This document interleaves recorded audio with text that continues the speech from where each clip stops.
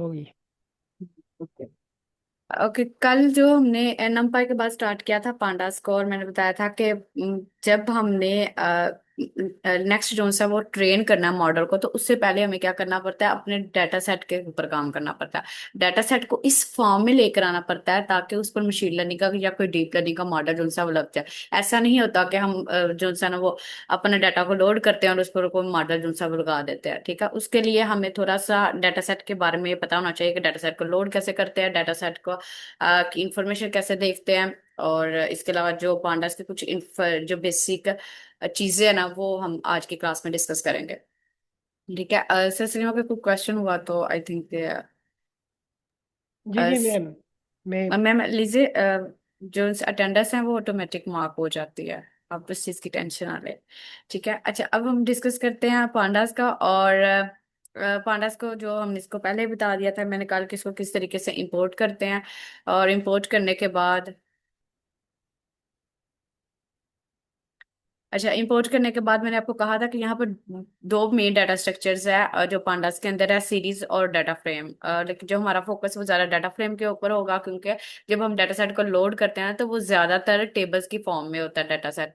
तो इसी वजह से वो जो टेबल्स की फॉर्म में होता है ना, उसको मैंने कल बताया था, उसको डाटा फ्रेम कहते हैं। लेकिन जो डाटा फ्रेम है ना टेबल्स की फॉर्म में, उसका एक कॉलम जो होता है ना वो सीरीज होता है। मतलब अगर एक कॉलम की बात हो तो उसको सीरीज कहते हैं। अगर मल्टीपल कॉलम्स हो तो फिर हम उसमें मतलब टू डिमेंशनल डाटा हो जिसमें रोज और कॉलम हो, तो फिर हम उसको डाटा फ्रेम कहते हैं। ये कल मैंने डिस्कस किया था, तो मैं इसको जरा क्विकली क्विकली काम कर रही हूँ इस पर। होप्स पे जो लाइब्रेरी में पोर्ट हो चुकी हुई है। यस। अच्छा, चलो ये मैंने कल डिस्कस किया था कि हम एक लिस्ट से किस तरीके से सीरीज बनाते हैं। ठीक है, ये हमारे पास लिस्ट थी, और लिस्ट से मैंने क्या किया, सीरीज बनाया। पांडास के अंदर सीरीज को मैंने कॉल किया और साथ में इसको पास कर दी लिस्ट। ठीक है, ये कंट्री क्या है, ये कंट्री हमारे पास एक लिस्ट है। ठीक है, अब नेक्स्ट, ये मैंने बताया था कि जब हम सीरीज बनाते हैं ना, तो जो इंडेक्स नंबर है ऑटोमेटिकली जीरो से स्टार्ट हो जाता है। अगर हम खुद अपने मतलब अपना जो इंडेक्स नंबर है वो अगर नहीं प्रोवाइड करते तो ऑटोमेटिकली जीरो से स्टार्ट होता है। और अगर हमने या खुद जो सा वो प्रोवाइड करने हो इंडेक्स, तो फिर हम क्या कर देते हैं, ऐसे इंडेक्स का हम जो सा वो एट्रीब्यूट यूज करेंगे, साथ में उसको प्रोवाइड कर दें कि ABC, कि आप 0 1 2 इंडेक्स ना रखे बल्कि आप ABC जो सा इंडेक्स रखे, जो हम प्रोवाइड कर रहे हैं हमारे वाले यूज करें, ऑटोमेटिक वाले ना हो। ठीक है, इसके बाद था कि ये था ऊपर मैंने बताया था एक लिस्ट को यूज करके किस तरीके से सीरीज क्रिएट करते हैं। बट ये वाला जो है वो ये है कि एक डिक्शनरी से हम सीरीज कैसे क्रिएट करते हैं। मैंने कल भी बताया था, dictionary is just like our mobile, के हम उसमें क्या करते हैं, डिक्शनरी के अंदर वैल्यूज जो सी हैं वो की वैल्यू पेयर के साथ जो सा वो स्टोर करते हैं। अगर यहाँ पर देखें तो इन केस यहाँ पर देखें ना, ये हमारे पास लिस्ट है। ठीक है, रन्स हमारे पास एक लिस्ट है। एक चीज चलिए मैं बता देती हूँ, ये देखिए रन्स हमारे पास क्या है। मैं इसको रन करती हूँ ना, तो ये हमारे पास एक लिस्ट है। ठीक है, रन्स लिस्ट है। अगर रन्स लिस्ट है हमारे पास, तो अगर मुझे लिस्ट में से कोई वैल्यू असेस करनी हो, तो हमने तो वैसे काफी डिटेल से ये इंडेक्सिंग वगैरह पढ़ ली हुई है। अगर लिस्ट में से कोई वैल्यू मुझे असेस करनी हो, तो मैंने इजीली जो है वो क्या कर लेती हूँ, रन्स के बाद मुझे कोई इंडेक्स वैल्यू पिक करनी है 24, तो कोई मुझे बताएगा कि 24 के लिए मुझे क्या यहाँ पर राइट करना पड़ेगा। इंडेक्स 1। Index 1 exactly. हम यहाँ पर इंडेक्स 1 लिखेंगे और यहाँ पर हमें क्या मिल गई, वैल्यू 24। ठीक है, जब हम लिस्ट बनाते हैं ना, तो लिस्ट में हमें वैल्यू असेस करते हैं थ्रू इंडेक्स। इसी तरीके से जब हम डिक्शनरी क्रिएट करते हैं ना, तो डिक्शनरी भी आप ये समझ ले, ये जो की है ना एक्चुअल में ये इंडेक्स की तरह ही काम करता है। अगर हमें कोई वैल्यू असेस करनी है 67, तो हम उसकी की से इसको असेस करेंगे। उसका नाम है, ये इंडेक्स का नाम आप समझ ले कि की है उसकी, यहाँ पर की वैल्यू पेयर के अंदर। ठीक है, तो ये हमारे पास एक डिक्शनरी है। डिक्शनरी को क्रिएट करने के लिए, लिस्ट को क्रिएट करने के लिए हम ऐसे ये वाली ब्रैकेट यूज करते हैं। लेकिन जब हम डिक्शनरी हमने बनानी हो, तो फिर हम ये वाली ब्रैकेट यूज करते हैं, ये स्टार्टिंग ब्रैकेट और ये एंडिंग ब्रैकेट। अब मैंने यहाँ पर डिक्शनरी बनाई है, जिसके अंदर ये की है हमारी मैथ, और साथ उसकी वैल्यू मैंने प्रोवाइड कर दी 67। इंग्लिश ये एक दूसरी की है जिसकी वैल्यू 57 है। साइंस एक तीसरी की है जिसकी वैल्यू 89 है। हिंदी एक दूसरी की है। वैसे वैसे हिंदी की बजाय यहाँ पर उर्दू कर लेते हैं। वो हमारे पास एक दूसरी जो से वो की है। ठीक है, अब यहाँ पर मैंने एक डिक्शनरी क्रिएट कर ली है। ठीक है, अगर वेट, थोड़ा सा डिक्शनरी के बारे में बता दूं अगर कंसेप्ट सब क्लियर नहीं तो। ये ये मैंने एक डिक्शनरी बनाई है, ठीक है। और डिक्शनरी को अगर मैं यहाँ पर प्रिंट करूं तो ये है डिक्शनरी हमारे पास, ठीक है। जिसके अंदर मैथ है और उसके बाद 67 है, इंग्लिश उसके बाद 57 है, ये हमारे पास डिक्शनरी है। और अब देखें, अगर मुझे वैल्यू असेस करनी है 89, तो फिर हम इसको कैसे असेस करेंगे? वहां तो लिस्ट के अंदर तो आपने बताया कि उसको इंडेक्स हमने दे पास कर दिया और हमें वो वैल्यू मिल गई। यहाँ पर कैसे करते हैं डिक्शनरी के अंदर? क्या जहन में आ रहा कुछ? इसमें मैम हम पहले वैल्यू लेंगे, फिर उसकी की इंडेक्स के जरिए उसके साथ, इस तरह का कुछ है। हम्म। ये देखिए, मैंने कहा कि जो लिस्ट के अंदर इंडेक्स काम करता है ना, वो डिक्शनरी के अंदर यहाँ पर की काम करती है। ये की है, ये वैल्यू है। तो अगर हमने असेस करनी 89, तो इसका मतलब हमें उसकी की जो से वो यहाँ पर लिखनी पड़ेगी, ठीक है। ये की आप समझ रहे, इंडेक्स की तरह काम करता है। ये यहाँ पर मैं लिखूंगी साइंस, और यहाँ पर मैं ये पिक कर रही हूँ, ठीक है। अगर मैं ये लिखूंगी तो मैं हमें 89 मिल गया। Is it clear? जी, इसे मैम मैप के फॉर्म भी कहते हैं ना? क्या कहते हैं? मैप का। हाँ, मैप वो डिक्शनरी का, हाँ यूज कर सकते हैं। हाँ, ये होता है, लेकिन एग्जैक्टली ये नहीं, वो डाटा स्ट्रक्चर के अंदर है चीज। लेकिन आप ये कह सकते हैं कि हाँ, हमने ये साइंस की वैल्यू जो उनसे है ना, ये एक्चुअल में मैप ही की है, आप कह सकते हैं। अच्छा, अब यहाँ पर लेट्स सपोज अगर मुझे मैथ 67 असेस करनी है, वैल्यू, ये वैल्यू है, ये की है, ठीक है। तो हम उसकी की यूज करेंगे। हम यहाँ पर लिखेंगे मैथ, और मैथ्स लिखेंगे तो हमें उसकी वैल्यू मिल जाएगी 67। इस तरीके से ये हमारे पास डिक्शनरी होती है। डिक्शनरी का कंसेप्ट जो है ना, वो हम पिछले लास्ट वीक में पढ़ चुके हुए हैं, जिसमें हमने देखा था डिक्शनरी क्या होती है, डिक्शनरी की वैल्यू को किस तरीके से असेस करते हैं। और डिक्शनरी के अंदर अगर हमें अ, अगर हम जो उसके मेथड्स है, या जो उसकी जिस तरीके से लिस्ट के मेथड्स हैं, तो डिक्शनरी के अगर मेथड्स, जैसे हमें कीज चाहिए होगी तो हम सारी कीज चाहिए तो हम कीज का मेथड लगाते हैं, सारी वैल्यूज चाहिए हो तो हम वैल्यूज का लगाते हैं, तो हमें सारी वैल्यूज मिल जाती है। ये सारा हमने लास्ट वीक में देखा था, ठीक है। अभी हमारा बस जस्ट फोकस ये है कि डिक्शनरी होती क्या है, इसको हमने देख लिया। अब यहाँ पर ये देखेंगे कि ये जो डिक्शनरी है, इस डिक्शनरी से हम सीरीज कैसे बनाते हैं। मैंने तो आपको बताया कि सीरीज एक कॉलम है, तो फिर जहन में आ सकता है कि फिर ये तो मैथ और 67, ये तो दो चीजें हैं, तो इसका मतलब ये दो कॉलम हो जाएंगे। लेकिन हमने डेफिनेशन पढ़ी है कि सीरीज जो है वो एक कॉलम होता है। ऐसे तो हम इसको प्रिंट करते हैं। मैं सीरीज बना रही हूँ, जिस तरीके से लिस्ट से सीरीज बनाई थी, इसी तरीके से मैं क्या कर रही हूँ, डिक्शनरी से सीरीज बना रही हूँ। Same as it is series लिखी, आगे मैंने पास कर दी। अब लिस्ट नहीं पास की, अब मैंने मार्क्स में क्या है, ये डिक्शनरी है, ये पास किया। साथ मैंने ना उसका नाम रख दिया है, ठीक है। साथ मैंने क्या किया, उसका नाम रख दिया है।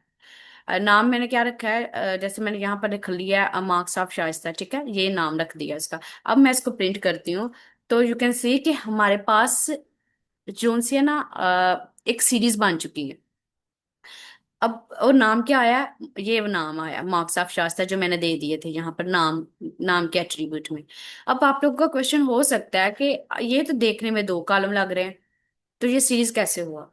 ठीक है, हो सकता है, क्योंकि मैं कह रही हूँ कि सीरीज एक कॉलम होता है, तो आप ये समझे कि जिस एक ही कॉलम, ये 67, 57, 89, 100, ये है हमारे पास कॉलम। और अगर ये कॉलम है तो फिर ये क्या हुआ? क्या आप लोग के जेहन में आ रहा है, ये क्या है फिर हमारे पास? ऊपर हमने देखा है ना, तो हमारे साथ एक कॉलम होता है, लेकिन उसके साथ एक और चीज भी थी। वो क्या थी? इंडेक्स होगा। एग्जैक्टली। हमने इंडेक्स से हमने कहा था अगर सीरीज क्रिएट करते तो साथ ऑटोमेटिकली इंडेक्स एक क्रिएट हो जाता है जो जीरो से स्टार्ट होता है, ठीक है।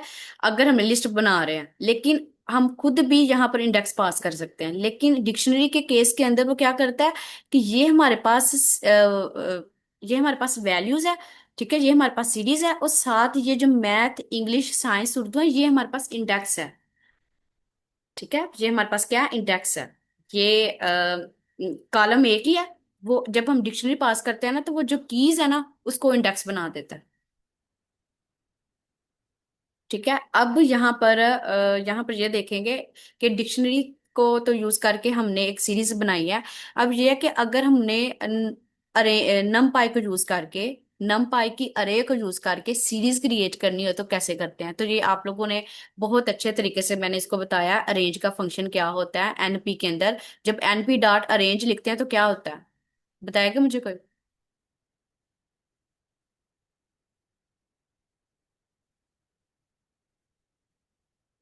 एनपी डॉट अरेंज लिखते हैं तो क्या होता है।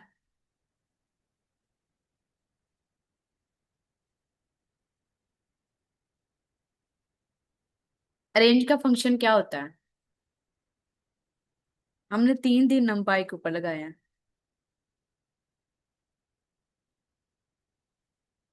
हम इसे एज रेंज देखते हैं। जी आप कह सकते हैं, ये मैंने बताया तो था कि अगर हम मैंने एक अरे क्रिएट करनी है, मैं जाकर एनपी डॉट अरेंज लगाती हूँ तो हमारे पास एक अरे क्रिएट हो जाती है।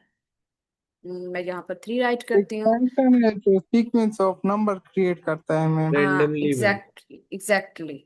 नहीं नहीं, रैंडम वाला नहीं है ये। अरेंज जोन्स है ना, यहाँ पर मैंने कहा था ये ऐसे काम करता है जैसे लूप के अंदर रेंज काम करता है। मैंने एक एग्जांपल भी दी थी। रेंज, अगर मैंने यहाँ पर 3 लिखा है ना तो यहाँ पर एक अरे क्रिएट हो जाएगी हमारे पास 0 से लेकर 2 तक। अगर मैं यहाँ पर 10 पास करती हूँ तो यहाँ पर क्या हो जाएगी 0 से लेकर 9 तक, टोटल 10 एलिमेंट्स, ये मैंने बताया था। फिर मैंने बताया था कि ये एक वन डायमेंशनल अरे ही होती है, लेकिन अगर हमने 2D या 3D बनानी होती फिर हम रीशेप को यूज करते हैं। याद आया, याद आया किसी को। Yes ma'am. तो चले, ये था अरेंज। अब ये देखें, अगर कोई हमारे पास एक अरेंज हो 0 से लेकर 9 की, ठीक है, हमने इसको कर लेते हैं 10 ही कर लेते हैं, क्योंकि 10 नहीं 3 ही करते हैं क्योंकि इंडेक्स 3 है, मैंने बताया हुआ है। ठीक है, अगर मैंने एक यहाँ पर चेक करें, ये 0 से लेकर 2 तक स्टार्ट, मतलब टोटल 3 एलिमेंट है इसके अंदर। ठीक है, अगर हम मैंने इस एनपी के साथ जो अरे क्रिएट किया है इसको सीरीज में कन्वर्ट करना हो तो फिर कैसे करेंगे। देखिए पीडी डॉट सीरीज, और मैंने साथ बता दिया ये। अब ये क्या करेगा, ये मेरे पास एक सीरीज क्रिएट कर देगा 0 1 2 के नाम से, और साथ मैंने इंडेक्स दे दिया उसको। अपनी मर्जी से खुद मैंने इंडेक्स पास किया। मैंने कहा कि आप बाय डिफॉल्ट इंडेक्स ना लो, बल्कि जो मैं इंडेक्स आपको प्रोवाइड कर रही हूँ ना वो वाला इंडेक्स पर फोकस करो। और मैंने क्या पास किया है, रो 1 रो 2 एंड रो 3। और अगर यहाँ पर आप लोग देखें तो मैं अगर आप लोग को यहाँ पर रन करके दिखाऊं तो ये देखें सीरीज क्रिएट हो गई। ठीक है, अगर मैं आपको इसकी टाइप चेक करवाऊं, अच्छा टाइप चेक करने के लिए कौन सी कमांड यूज करते हो।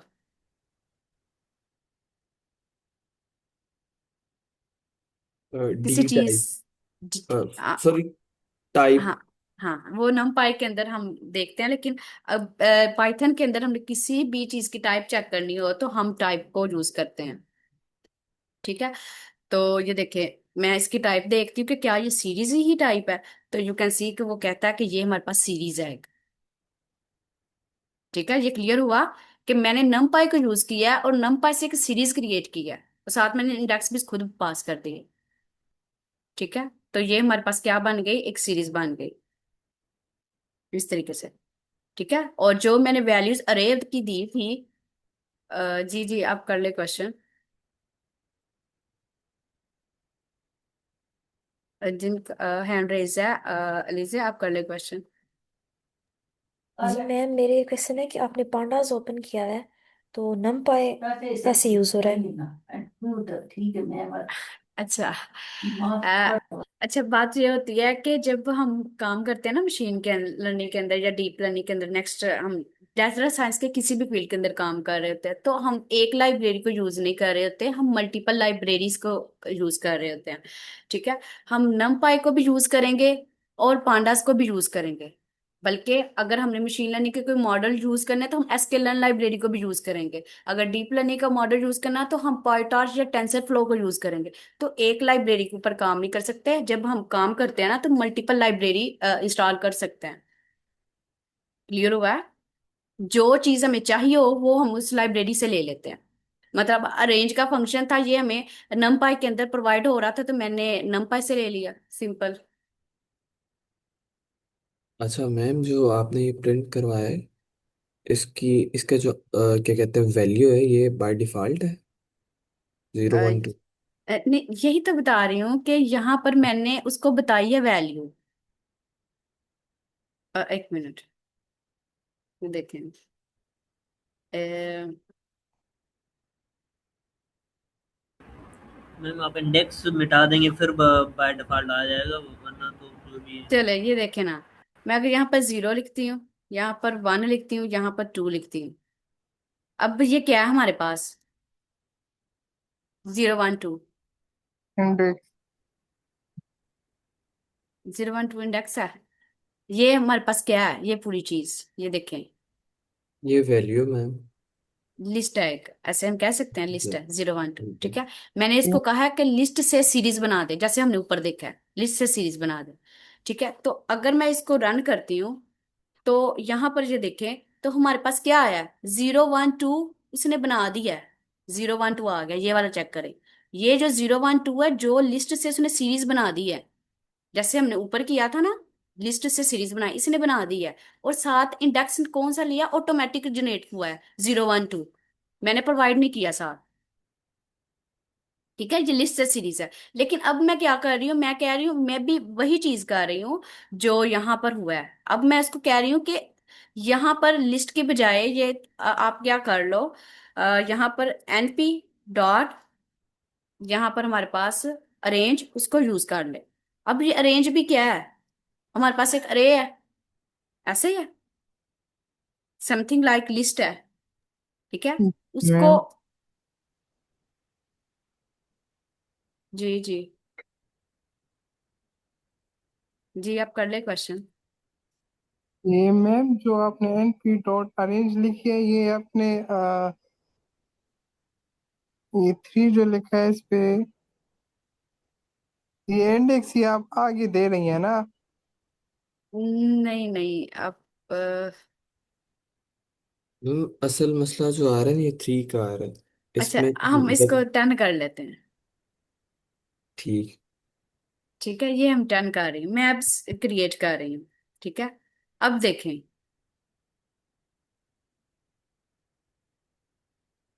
एनपी डॉट अरेंज क्या करता है? एनपी डॉट अरेंज के अंदर अगर जितनी मैंने वैल्यू लिखी हो, आप लोग को पता है कि मैं यहाँ पर 10 लिख रही हूँ तो वो 0 से लेकर 9 तक क्रिएट कर देता है, ऐसे ही है। जी ऐसे ठीक ही है, है। अब मैंने ये वाली जो अरे है, जो numpy से क्रिएट की है, मैं उसको कह रही हूँ कि आप इसको सीरीज में कन्वर्ट कर लो। सिंपल, ऐसे सिर्फ ये मैम। चीज है। ठीक अच्छा है, मैम। अब यहाँ पर मैं ऐसे भी कर सकती हूँ, ये देखें, ए जोन सा, ये हमारे पास क्या है? एक numpy की अरे है, मैं इसको ए दे देती हूँ। चले, मैं इसको ए दे देती हूँ। अब यहाँ पर ये देखें, मैं दोबारा इसको रन करती हूँ तो हमारे पास आंसर सेम आया है। ठीक है, मैं इसको लिस्ट का नाम भी दे सकती, लिस्ट क्रिएट करके जो वेरिएबल के अंदर लिस्ट पड़ी होगी मैं वो भी पास कर सकती हूँ। अब मैंने ए वेरिएबल के अंदर हमारे पास अरेंज फंक्शन का जो एक numpy की अरे थी वो मैंने पास कर दी, मैंने बस इसको कहा सीरीज में कन्वर्ट कर दो। क्लियर हुआ है? ठीक है। Yes ma'am. अच्छा चले, अब नेक्स्ट मूव करते हैं। ठीक है, ये सीरीज का था, बस तो बताना था थोड़ा सा सीरीज क्या होती है। ठीक है, अब हम मेन जो से काम करेंगे डाटा फ्रेम पर। अब ये देखें, डाटा फ्रेम का क्या मैंने बताया था कि अगर हमारे पास यहाँ पर एक टेबल है, 2 डायमेंशनल अरे, जिसके अंदर हमारे पास रोज भी है, हमारे पास कॉलम भी है। ठीक है, तो इस रे को ये हमारे पास जो टेबल है, इसको हम डाटा फ्रेम कहते हैं। क्या कहते हैं? Data frame. ठीक है, अब इसको डाटा फ्रेम कहते हैं तो इसका मतलब ये है कि एक जो कॉलम है ना, एक कॉलम, इसको सीरीज बोलते हैं। मैं आपको दिखाऊंगी भी, एक कॉलम जो से एक्सट्रैक्ट करके ना डाटा सेट के अंदर, तो बताऊंगी कि उसको सीरीज है उसकी टाइप।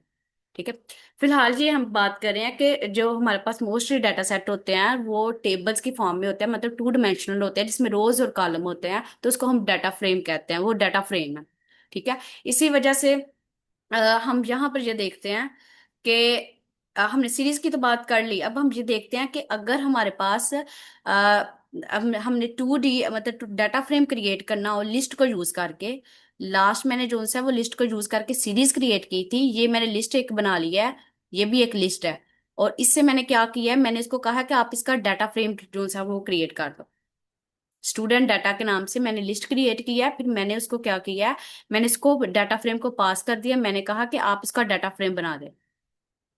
ठीक है, और साथ मैंने कॉलम्स भी बता दिए, मैंने कहा कि इंग्लिश है, एक कॉलम साइंस है और एक मैथ का है। अगर मैं इसको रन करूं तो आप लोग यहाँ पर देख सकते हैं कि जैसे कि हमारा डाटा सेट होता है ना, सेम ऐसे का उसने टेबल क्रिएट कर दिया 2D का, 2 डायमेंशनल रे का। और मैंने 7 कॉलम्स बता दिए उसको कि पहले कॉलम का नाम आप इंग्लिश रखो, दूसरे कॉलम का नाम आप साइंस रखो, तीसरे का नाम आप मैथ रख लो। ठीक है, ये क्लियर हुआ है? इसमें कोई क्वेश्चन?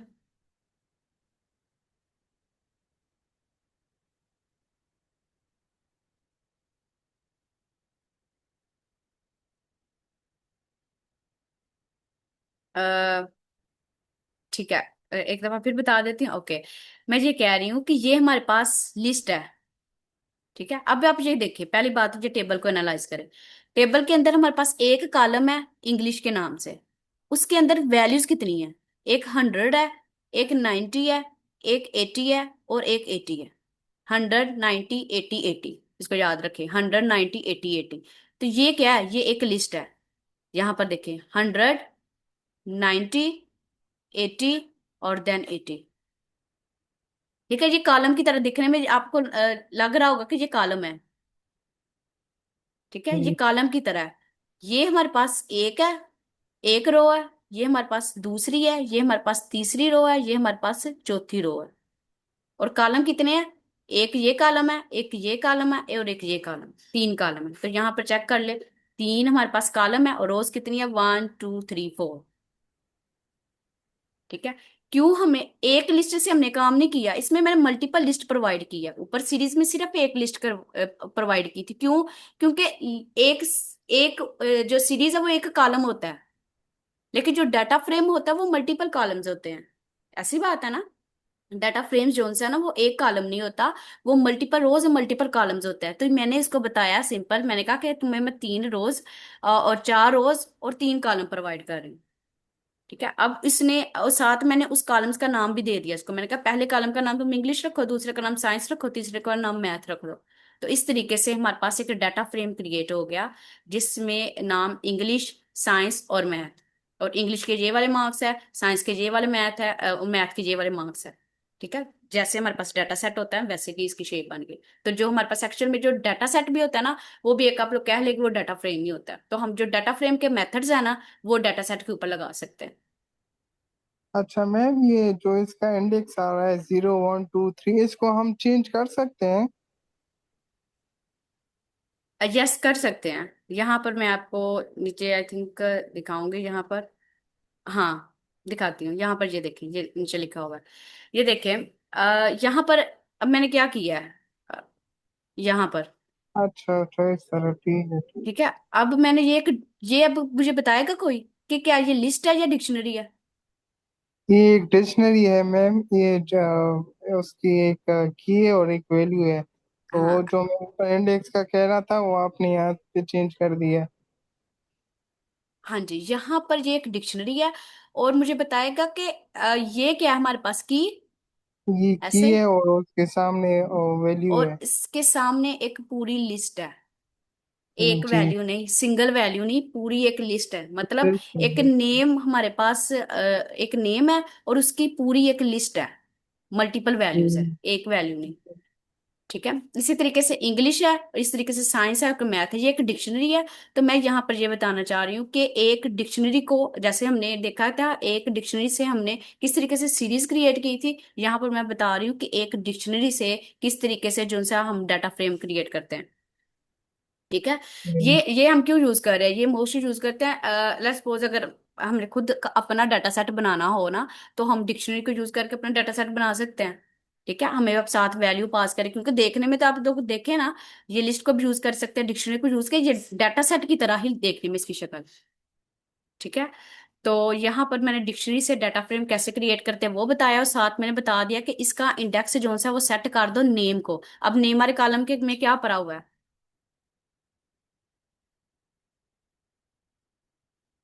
नेम के अंदर क्या भरा हुआ है?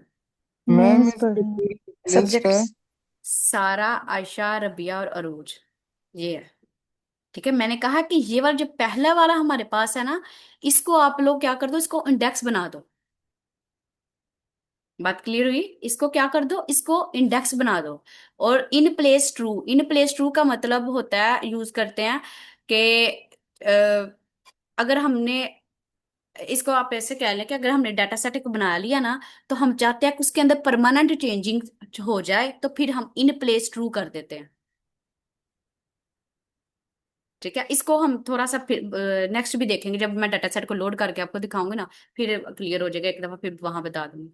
अच्छा, अब यहाँ पर देखिए, मैं इसको रन करती हूँ और यू कैन सी, अब देखिए हमारे पास क्या हुआ है, इंडेक्स का क्या हुआ है, इंडेक्स चेंज हो गए हैं। चेंज हो गया। मैंने उसको इंडेक्स खुद प्रोवाइड कर दी। ठीक है, ये बाय डिफॉल्ट नहीं आई इंडेक्स 0 1 2। ठीक है, ये हमारे पास है। अच्छा, अब जो एक्चुअल वर्किंग है, ये थोड़ा बहुत आपको बताना था, एक्चुअल वर्किंग है डाटा सेट के ऊपर, वो हम करते हैं स्टार्ट। ठीक है, डाटा सेट का आप लोगों को पता है कि कोई भी किसी किस्म का आप लोगों को डाटा सेट दे दिया जाए, आप लोगों का सबसे पहला काम क्या होता है, डाटा सेट को लोड करना। ठीक है, आप लोग यहाँ पर देख सकते हैं कि मेरे पास ये एक फोल्डर है, जिसके अंदर मेरे पास डाटा सेट काफी पड़े हुए हैं, और मैंने यहाँ पर डाटा सेट लोड करना है diabetes.csv। ठीक है, मेरी फाइल का नाम क्या है, diabetes.csv, मेरी फाइल का नाम है। अब मैंने इसको लोड करना है, तो लोड करने के लिए मैं कैसे लोड करूंगी, ये पीडी क्या है, तो बताएगा पीडी क्या है? पांडा की शॉर्ट। मैं इसको ना दोबारा लिख लेती हूँ एक दफा। पांडास की ऐसे ही ना, हमने अगर पांडा को कोई मेथड या कोई चीज कॉल करनी है, तो हम जैसे नम पाई था तो हम एनपी लिख रहे थे, उसका शॉर्ट नाम रख दिया था। इसी तरीके से पांडास का भी पीडी हमने साथ शॉर्ट नाम रख दिया। तो मैं कह रही हूँ पांडास के अंदर आ, क्या करो, एक फाइल रीड करो। हमने फाइल को लोड करना है, मैं उसको बता रही हूँ, फाइल रीड करो। उसके लिए रीड सीएसवी का जो फंक्शन है ना, वो हम कॉल करते हैं CSV। Y CSV? क्योंकि अगर आप लोग यहाँ पर चेक करें,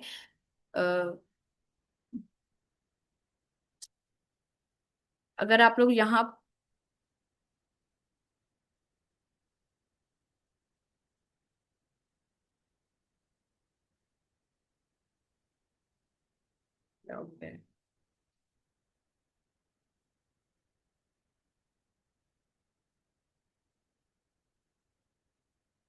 अच्छा, अगर आप लोग, एक मिनट ये ना डिस्टर्ब कर रही है मुझे।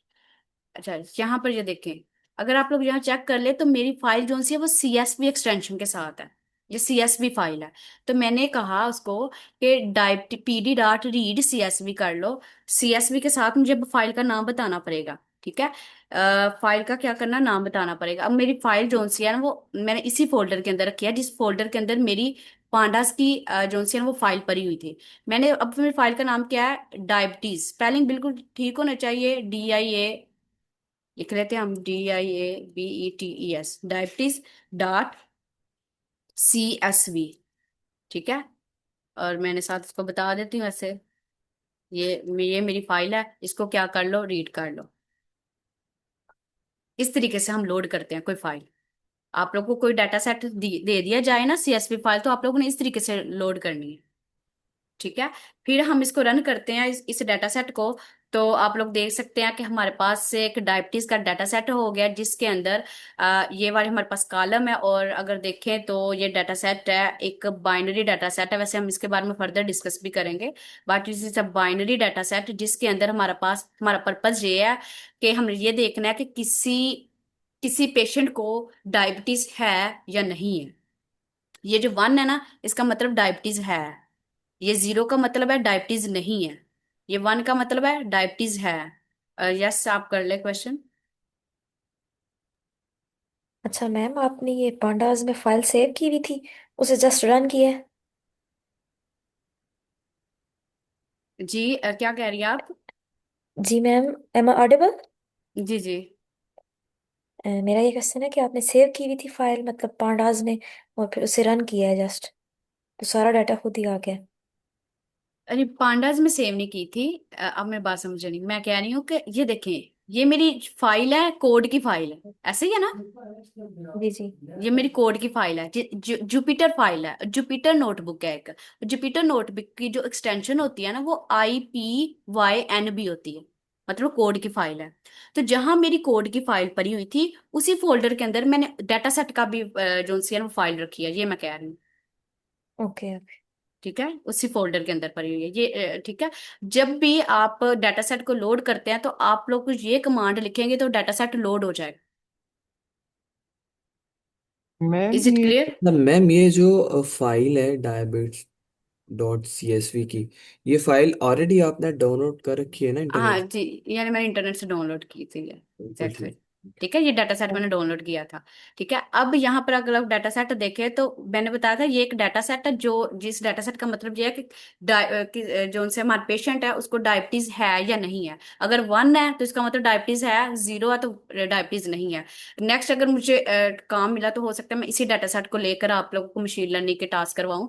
Yes sir, Yasin, you can ask a question.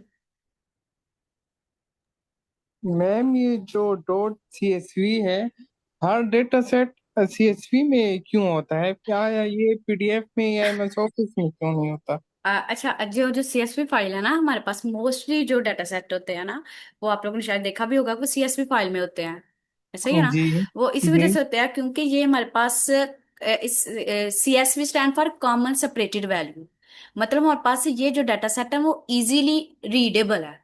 Ma'am Excel की फाइल इन अदर वर्ड्स। हाँ, जो एक्सेल की फाइल है ना वो भी हम लोड कर सकते हैं, रीड डाट, यहाँ पर एक्सेल होता है, EXCEL। अगर एक्सेल की फाइल हो तो फिर आपको यहाँ पर ये लिखना पड़ता है। ठीक है, लेकिन अगर डाटा सेट आपका एक्सेल में तो आप लोग ये लिखेंगे, लेकिन mostly data set CSV file में होता है, और इसकी रीजन ये है कि ये ज्यादा रीडेबल होता है एज अ ह्यूमन के लिए, क्योंकि ये एक्चुअल में टेक्स्ट की फॉर्म में होता है। अगर हम इस CSV फाइल को नोटपैड में ओपन करें ना तो ये टेक्स्ट की तरह का होता है। ठीक है, लेकिन जो एक्सेल फाइल है वो एज अ नोटपैड के ऊपर जो है वो लोड करना इजी नहीं होता, बल्कि मैं आई थिंक होती भी नहीं। तो इसी वजह से जो CSV फाइल है वो हमारे पास इजी है एज अ ह्यूमन के लिए रीडेबल करना, उसको रीड करना, इसी वजह से हमारे पास जो डाटा सेट होता है वो मोस्टली CSV फाइल में होता है। ठीक है, हम ठीक नेक्स्ट मूव है, करते हैं। ठीक, अ, शुक्रिया। फिर जो सा ना वो कोशिश मेरी ये है कि मेरी आज काम ये कंप्लीट हो जाए पांडास का। और ये एक दिन का था, मैंने पूरा वीक लगा दिया इसको। अच्छा, यहाँ पर ये देखिए, यहाँ पर कुछ शो हो रहा है। क्या शो हो रहा है तो मुझे बताया कि क्या लग रहा है आपको, यहाँ पर क्या ये चीज़ है? 768 रोज है और 9 कॉलम्स है। हाँ हाँ, हमारे डाटा सेट में टोटल 9 कॉलम है और 768 रोज है। ठीक है, मैंने डाटा सेट को लोड कर दिया। अब डाटा सेट लोड करने के बाद ना मैं कुछ चीजें जो आपको बताना चाह रही हूँ, मतलब अगर मेरा डाटा सेट है और मैं देखना चाहती हूँ, वैसे तो वहां पर शो हो गया है, लेकिन अगर किसी डाटा सेट की मुझे शेप देखनी है ना, तो आपको पता है कि जब हम NumPy के अंदर अरे बनाते थे तो उसकी भी हम शेप देखते थे, तो हमें बताता था कितनी रोज है कितने कॉलम है, ऐसे ही था ना? जी मैम। इसी तरीके से अगर मैंने डायबिटीज का जो डाटा सेट है ना उसकी शेप चेक करनी हो तो ये मुझे बताएगा 768 हमारे पास रोज है और 9 कॉलम है। ठीक है, किसी डाटा सेट की शेप चेक करनी है तो हम शेप का एट्रीब्यूट कॉल करते हैं। इसके अलावा अगर हम मुझे डाटा सेट की डी टाइप्स देखनी हो, डी टाइप्स का मतलब क्या होगा कि किस कॉलम में किस तरीके का डाटा सेट भरा हो।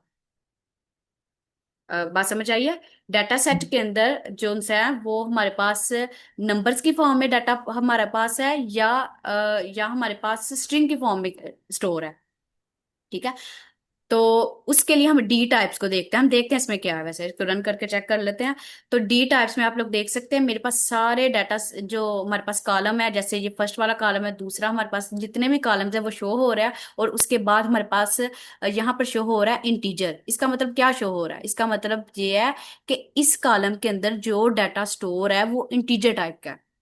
और यहाँ पर फ्लोट शो हो रहा है, BMI। तो अगर अब मैं आपको दिखा दूं यहाँ पर BMI का कॉलम, तो ये देखिए BMI कॉलम जो है वो फ्लोट में है। बात क्लियर जी हुई? तो वो जी मैम। इसी वजह से हमारे उसकी टाइप दिखा रहा है कि किस टाइप का डाटा है।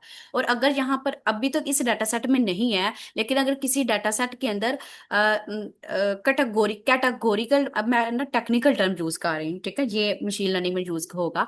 कैटेगोरिकल अगर डाटा हो, कैटेगोरिकल मतलब स्ट्रिंग की फॉर्म में डाटा हो, जैसे हाई है, लो है, टेम्परेचर क्या है, हाई है, लो है, मीडियम है, तो इस फॉर्म में डाटा स्टोर हो तो इसका मतलब है वो स्ट्रिंग फॉर्म में डाटा सेट है, और इसका मतलब हम कह सकते हैं वो ऑब्जेक्ट टाइप है उसकी। तो यहाँ पर अभी कोई भी ऑब्जेक्ट जो सा वो शो नहीं हो रहा, क्योंकि हमारे पास सारा डाटा जो सा वो इंटीजर और फ्लोट की फॉर्म में। Is it clear? जी मैम। ठीक है, अब नेक्स्ट देखते हैं। हमने डाटा सेट का यहाँ पर इंडेक्स का कॉलम जो सा ना वो ये बता रहा है कि स्टार्ट जो सा वो 0 से हो रहा है, और स्टॉप जो सा वो 768 है, और स्टेप 1 ये बस सिंपल इंडेक्स को बता रहा है कहाँ से स्टार्ट हो रहा है। ये डाटा सेट है, लेकिन ये अगर आप देखें तो इसका इंडेक्स जो सा वो 0 से स्टार्ट हो रहा है। ठीक है, जी। इंडेक्स 0 से स्टार्ट है, ये उसके बारे में बता रहा है। अब अगर हमने सारा डाटा सेट के अंदर किसी सारे कॉलम्स को देखना चाहे, कि हमने ये तो देख लिया 9 कॉलम है, अगर मैंने कॉलम्स को देखना चाहे कौन कौन से कॉलम है, हमारे पास एक कॉलम्स का एट्रीब्यूट होता है जिससे हम सारे कॉलम्स हमारे पास आ गए। जैसे हमारे पास प्रेगनेंसीज, ग्लूकोज, ब्लड प्रेशर, ये सारे हमारे पास कॉलम जो है वो शो होकर हमें आ गए। ठीक है, इसी तरीके से अगर हमने वैल्यूज देखनी हो तो यहाँ पर हमें सारी वैल्यूज जो है वो मिल जाती है। ठीक है, ये बहुत इंपॉर्टेंट है। जब भी मैं डाटा सेट को लोड करती हूँ तो सबसे पहला मैं जो काम करती हूँ वो ये वाली कमांड रन करती हूँ। ठीक है, हेड हेड का जो इसका कोई क्वेश्चन है?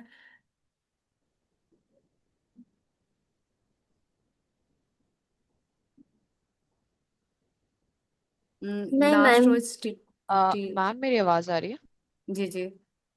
मैम ये आपने भी कहा कि ऑब्जेक्ट डाटा टाइप नहीं है इनमें से किसी का, लेकिन उसके एंड पे लिखा हुआ था data type equals to object. वो जरा आप स्क्रॉल करें जी, ये लास्ट हाँ, लाइन। वो ना वो जो पांडास है ना, पांडास के अंदर जो डी टाइप इसको ऑब्जेक्ट कर देता है, लेकिन किसी स्पेसिफिक कॉलम की जो आप किसी भी डाटा सेट को लोड करेंगे तो वो ये ऐसे शो होगा, मतलब पांडास इसको ऑब्जेक्ट का नाम देता है एक्चुअल में। तो इस पर इतना फोकस करने की जरूरत नहीं, लेकिन जो मेरा मेन हमारा फोकस है वो ये है कि इसके अंदर हर कॉलम के अंदर किस टाइप का डाटा है। यहाँ पर इंट और फ्लोट शो हो रहा है। अगर किसी कॉलम के अंदर स्ट्रिंग वैल्यू होती है तो वो यहाँ पर अगर बीएम के अंदर या आउटकम में देखे ना, आउटकम में मैंने कहा था डायबिटीज है या नहीं है, तो हमारे पास वैल्यू 1 और 0 थी। इन केस हमारे डाटा सेट के अंदर 1 की बजाय यस होता और 0 की बजाय नो होता, तो आंसर होता है yes no yes no. Diabetes है तो यस, डायबिटीज नहीं है तो नो। अगर ऐसा होता यस लिखा होता तो फिर वो एक स्ट्रिंग टाइप का डाटा था। वो स्ट्रिंग टाइप का डाटा सेट है ना जो पांडास उसको ऑब्जेक्ट कहता है, तो यहाँ पर ऑब्जेक्ट शो होना था। क्लियर हो गया? जी मैम, थैंक यू।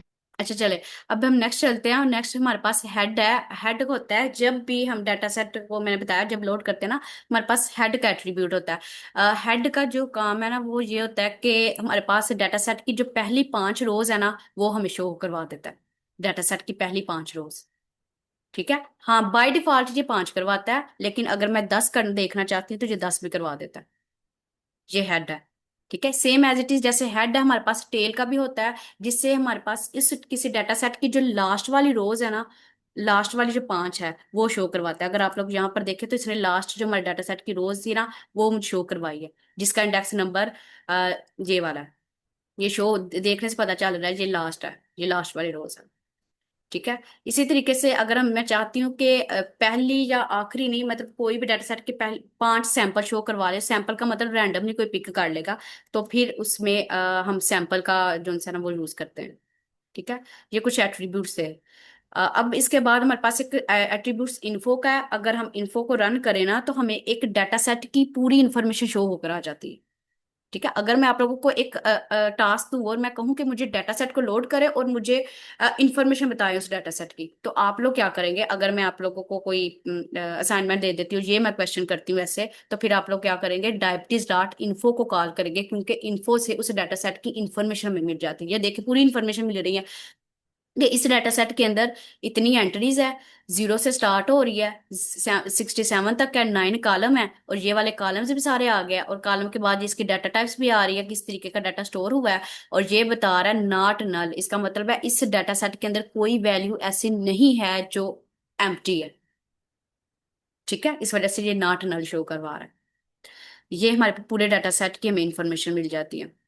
फिर वो मेमोरी कितनी ले रहा है, एवरीथिंग जो है ना वो हमें डाटा सेट की इंफॉर्मेशन के बारे में हमें मिल जाती है। इसके अलावा हमारे पास एक डिस्क्राइब का मेथड होता है, जिसको हम यूज करके ना हमें ये वाली चीजें मिल जाती है। मतलब उस डाटा सेट का हर कॉलम्स के अंदर जो कॉलम ये किसकी इंफॉर्मेशन देगा, ये सिर्फ उस कॉलम की इंफॉर्मेशन देगा जो इंटीजर और फ्लोट टाइप का डाटा है। अब हमारे केस में तो सारा ही इस तरीके से ना इंटीजर फ्लोट का है, तो ये हर एक का काउंट बता देता है कैलकुलेट करके, मीन, स्टैंडर्ड डेविएशन, मिनिमम 25%, 35%, तो ये इंफॉर्मेशन जो सा हमें बता देता है। ठीक है, अब नेक्स्ट है हमारे पास इज नल का मेथड। मैं आपको दिखाती हूँ, ये देखें, इसको मैं रिमूव कर रही हूँ। ये देखें, इज नल का मेथड होता है कि हमें ये देखना होगा कि हमारे डाटा सेट में कितनी ऐसी वैल्यूज है जो नल है, मिसिंग वैल्यू है। Missing value is very very very important concept in the machine learning and deep learning. क्योंकि जब कुछ डाटा सेट अगर मैंने आपको करवाया तो मैं आपको दिखाऊंगी कि जब हमने किसी चीज का डिस्टेंस कैलकुलेट करना है ना, दो चीजों का, तो उसके अंदर का कोई वैल्यू खाली हो तो उसको डिस्टेंस तो नहीं ना कैलकुलेट कर सकते। ठीक है, नहीं ना कर सकते, वहां पर ये, वहां पर इश्यू क्रिएट करेगा, वहां पर हमारा मॉडल प्रिडिक्ट नहीं कर सकेगा।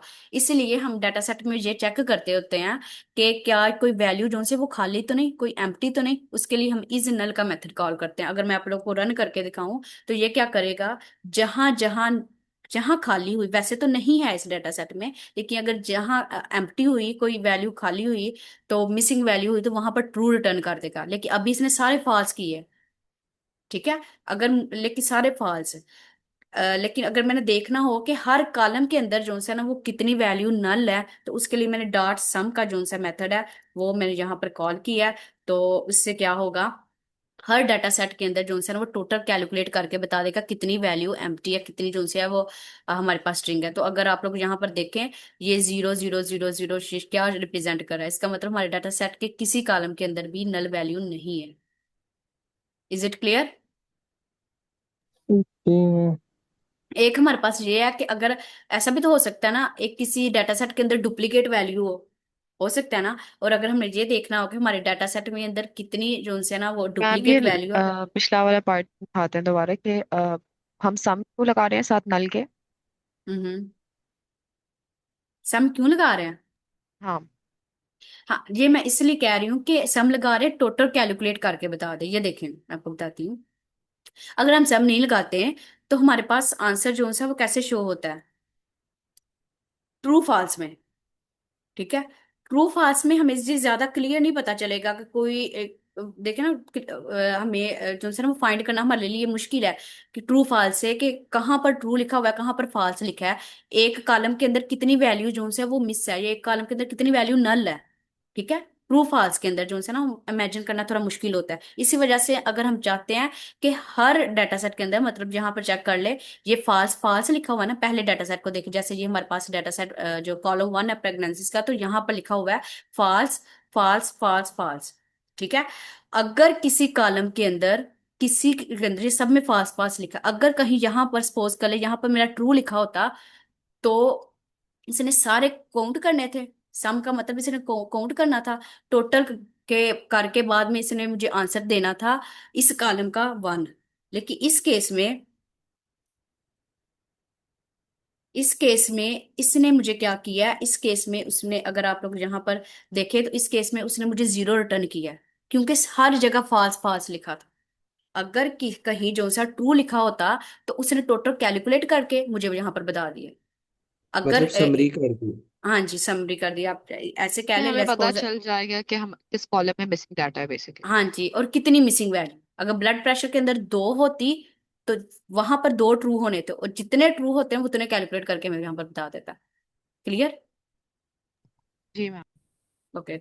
अच्छा, नेक्स्ट है कि हम डुप्लीकेट वैल्यू चेक करनी हो तो फिर ऐसे कर लेंगे। यहाँ पर हमारे केस में कोई डुप्लीकेट वैल्यू भी नहीं है, लेकिन हो सकता है कि हम नेक्स्ट मशीन लर्निंग और डीप लर्निंग में काम करें तो हमारे डाटा सेट में ऐसी वैल्यूज हो। ठीक है, ये नेक्स्ट जो है ना वो हम देखेंगे। अच्छा, अब यहाँ पर है कि अगर मैं चाह रही हूँ कि टोटल सम जो है वो कैलकुलेट करके दिखा दे। ये एक्सिस 0 और एक्सिस 1 का कंसेप्ट मैंने आपको बताया था नमपाई के अंदर।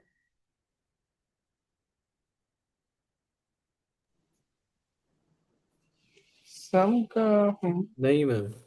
नहीं। अच्छा चले, ठीक है। अच्छा चले, हम इसको रन करते हैं। ये सम क्या होता है? सम बेसिकली क्या करता है, मैं चाहती सम का आपको मतलब तो पता ही है सम क्या होगा, क्या होगा सम? ये जितनी भी हो, यानी हाँ, प्रेगनेंसी के जितने भी पेशेंट हैं या जो पॉजिटिव और नेगेटिव, वो सब यहाँ पर दिखा देंगे। हाँ मतलब देखे ना, नहीं नहीं, ये देखे, ग्लूकोज है ना, ग्लूकोज का कॉलम, इसके अंदर जितनी भी वैल्यूज है ना, जितनी भी वैल्यूज है वो सब का सम कर दे।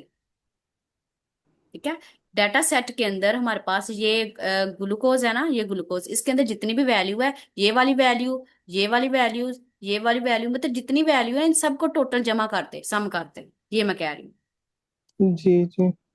ठीक है, ये जो उनसे हम इसको जमा कर दे, तो इसके लिए जो उनसे ना वो हम यहाँ पर यूज करते हैं सम का, सम का मेथड। ठीक है, ये वाला है। अब यहाँ पर एक्सिस क्या काम करता है, जो एक्सिस का होता है ना, ये बेसिकली यूज होता है कि अगर हमने कॉलम वाइज जो है ना वो इसको कॉलम वाइज जो है ना वो जमा करना हो। ठीक है, जीरो का मतलब है कॉलम वाइज जमा करना, और वन का मतलब है एक्सिस वन लिखते तो वो रोज वाइज जो है वो जमा करता है हमारे पास। ये बस इनमें फर्क है और कुछ भी नहीं है इसका। अब ये मीन उसने निकाला है, उसने रो वाइज मीन निकाला, मतलब पहली रोज का मीन, ठीक है, दूसरी रो का मीन, तीसरी रो का मीन, टोटल मीन्स निकाल लिए। क्लियर हुआ है? क्वेश्चन है। हाँ एग्जैक्टली exactly, ये जो सर ने बताया ना, तो ये एक्सिस जीरो का बहुत ही जो उनसा सही है। सम टाइम जो सर वो मुझे भी कंफ्यूजन हो जाती है जीरो वन की, लेकिन एग्जैक्टली देखा जाए तो जीरो जब हम करते हैं तो इसका मतलब है हम जो सर वो मूव कर रहे हैं टॉप से बॉटम की तरफ। जब हम एक्सिस वन की बात करते हैं इसका मतलब मूव करते हैं लेफ्ट टू राइट। इसी वजह से अगर आप इसको सिंपल वे में कह लेना तो आप ये कहते हैं कि जीरो, जब हम जीरो करते हैं ना तो इसका मतलब हम कॉलम का सम कर रहे हैं, और अगर हम वन कर रहे हैं तो इसका मतलब हम रो वाइज जो है हॉरिजेंटली जो है वो सम कर रहे हैं। ठीक है, आप इसको ऐसे कह लें। ठीक है, अब उसके बाद है, उसके बाद है हमारे पास ठीक है, अब हमने बात करी, डाटा सेट लोड भी कर लिया, उसके कुछ एट्रीब्यूट्स भी देख लिए। अब हम ये देख लें कि ये डायबिटीज का डाटा सेट मैं दोबारा लोड कर रही हूँ। अब हमने ये देखना है अगर हमें डाटा सेट के अंदर कोई कॉलम असेस करना है, ठीक है, वो कैसे करेंगे। ठीक है, डाटा सेट के अंदर अगर हमने कोई कॉलम जो है ना वो असेस करना है, तो वो कैसे करेंगे।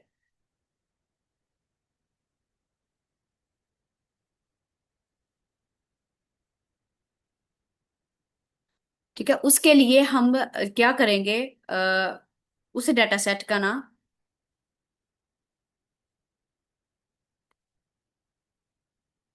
हम क्या करेंगे उस डाटा, इन केस ये डाटा सेट है ना इतना ज्यादा, इतने ज्यादा कॉलम है हमारे पास 9, अगर मुझे ब्लड प्रेशर का कॉलम जो है वो असेस करना है, तो मैं जो कॉलम का नाम है ना वो लिख लूंगी, सेम एज इट इज होना चाहिए जैसे कॉलम का नाम ऊपर लिखा हुआ है।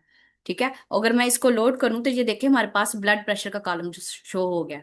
ठीक है, ये सारी वैल्यू जो है वो ब्लड प्रेशर की है, 72, 67, 64, ये ब्लड प्रेशर की वैल्यू है सारी। ठीक है, और अगर हमें जो है ना वो एक से ज्यादा कॉलम असेस करने हो, जैसे मैं चाहती हूँ कि ब्लड प्रेशर का भी कॉलम भी मुझे शो हो और बीएमआई का कॉलम भी शो हो, या इसके अलावा कोई और कॉलम भी शो हो, तो फिर हम यहाँ पर आकर कोई एक और कॉलम जो है वो भी यहाँ पर लिख सकते हैं।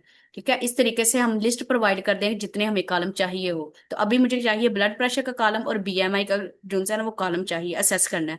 तो मैं दो कॉलम के नाम लिखे हैं, मैंने यहाँ पर असेस किया है, तो आप लोग यहाँ पर देख सकते हैं कि हमें जो है एक ब्लड प्रेशर और एक बीएमए का कॉलम जो है वो मिल गया। इस तरीके से अगर हम डाटा सेट के अंदर कोई कॉलम असेस करना चाहते हैं तो उस कॉलम का नेम लिखते हैं। ये क्लियर हुआ है? मैम मीन्स हमारे पास 1 मिनट रह गया, तो आप कोई क्वेश्चंस हैं तो आप बोले थे। ठीक है, ये आई लॉक और लॉक का मेथड था थोड़ा, वैसे तो इसमें टाइम भी लग जाना है। चले सही है, आपको कोई क्वेश्चन है तो उनसे पूछ लें। इसके बाद जो है ना वो हमारी मंडे को क्लास होगी, तो आप लोगों को पाइथन के पहले टास्क कीजिएगा, फिर उसके बाद जो है ना वो मैं पांडास और नंपाई के भी कुछ शेयर करूंगी आपके साथ। अच्छा ठीक है ना? मैम, ये असाइनमेंट किस तरह शेयर करना है आपके साथ? असाइनमेंट जो है ना वो, चले वो मैं आपको स्लैक पर ही बताऊंगी, और स्लैक को विजिट कर लीजिएगा जैसे करनी है। तो मेरे ख्याल में एक फॉर्म है, जो फॉर्म मैं शेयर करूंगी, उस फॉर्म को फॉर्म में फिल करेंगे, आप लिंक दे देंगे जुपिटर नो, ये वाली फाइल का ना, जैसे ये वाली फाइल है ना, यहाँ से ऐसे कॉपी करके ना आप लिंक दे देंगे उस फॉर्म के अंदर, ऐसे काम होगा। अच्छा, ठीक है ठीक। ठीक है, ये वाली फाइल जो से आई थिंक मैंने आपके साथ शेयर नहीं की है, लेकिन मैं अभी जो से वो शेयर कर देती हूँ, मैं इंटरनेट का इशू था, तो अभी मैं इसको लोड करके तो आपके साथ शेयर कर देती हूँ। नमपाई वाली भी, पांडस की भी कर देती हूँ, बाकी रह ही गया है। ठीक ठीक है। चलें, सही है। और वैसे इसको अगर हम देख लेते ना तो सही था, ये खत्म हो जाता। वैसे इसके अंदर सिर्फ लॉक और आई लॉक का मेथड है। अगर हमने वैल्यू जो सी है ना वो लेबल के साथ असेस करनी हो तो हम लॉक यूज करते हैं, अगर हमें इंडेक्स के साथ वैल्यू चाहिए हो तो फिर हम आई लॉक यूज करते हैं दोनों वैल्यू असेस करने के लिए। तो आई लॉक के लिए जब आई लॉक यूज करें तब हमें इंडेक्स एंड इंडेक्स प्रोवाइड करना पड़ता है, जब हम लॉक यूज करें तब हमें लेबल प्रोवाइड करना पड़ता है, बस ये फर्क है। अगर मैं इसको रन कर रही हूँ तो आप लोग यहाँ पर ये देखें कि हमें क्या हुआ है कि मैंने 5 लिखा था ना, तो इसने जो से ना हमें वैल्यू जो से वो प्रोवाइड कर दी है कॉलम 5 की। अच्छा, मैंने 5 लिखा तो जो इंडेक्स 5, ये इंडेक्स है 5, इंडेक्स 5 का जो वैल्यू थी ना, जो भी हमारे पास उसकी कॉलम्स की वैल्यू थी वो सारी इसने प्रोवाइड कर दी है। अगर मैं आपको यहाँ पर दिखाऊं जो डाटा सेट है, तो इस डाटा सेट के अंदर जो हमारे पास ये वाला इंडेक्स है ना, इंडेक्स 5, 4 के बाद इंडेक्स 5 आएगा, उसकी जो